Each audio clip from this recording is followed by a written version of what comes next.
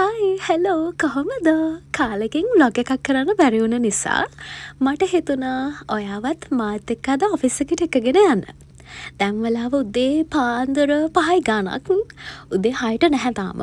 උදෙන්ම නැගිටලා ලෑස්ති වෙලා අපි මේ ඔෆිස් යන ගමන් ඉන්නේ ට්‍රාන්ස්පෝර්ට් එකේ ඔෆිස් ට්‍රාන්ස්පෝර්ට් එකේ. හරියටම 6ට කිට්ටු කරලා අපි ඔන් වෙලා දැන් චූටි මේකප් එකක් නෙමෙයි. අද පොඩ්ඩක් මම වැඩිපුර මේකප් කරනවා. මොකද තව කීල්ස් එකේ ෂූට් එකක් තියෙනවා. මුලින්ම උදේ ප්‍රෝග්‍රෑම් එක තියෙනවා.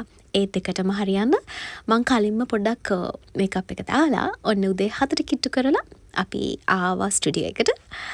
දැන් ඔක්කොම ලෑස්ති ප්‍රෝග්‍රෑම් එක ස්ටාර්ට් කරන්න තියෙන්නේ.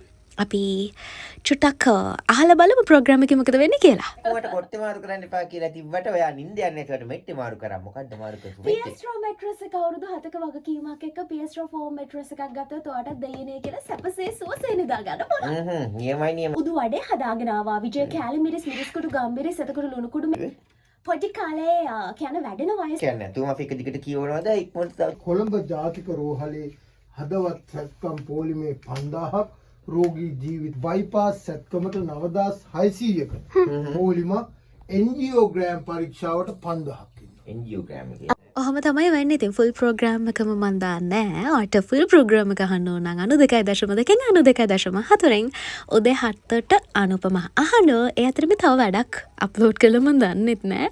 කොළඹ ෆුඩ් ගයිඩ් එකේ අපේ ඇඩම් එක කන්න ගියපු හැටි යාට බලන්න පුළුවන්. මේ YouTube channel එකට විසිට් කරලා. මේ ඉන්නේ concept creator. ඒ නරක ගුහාවේ ඉඳලා අපි හදාගන්න ගත්තේ කියනවා. දීපල්ලකු උත්තර. මෙම සරල ප්‍රශ්න කිහිපයක් තියෙන්නේ. පළවෙනි ප්‍රශ්නේ. Okay.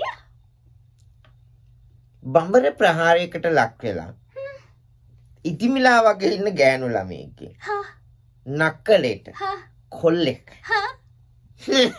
පාරේ යනවා ඈ කිල්ල යනවා කොල්ලෙක් නෝන්ඩියට නංගි මොකද ඈ බේත් ගන්න යනවද ඔක බඹරු ගහලාද බඹර පහස ලබන මලක් හරියට හරි බඹර සෝය සොයන මලක් හරියට හරි 10ට ප්‍රෝග්‍රෑම් එක ඉවරයි.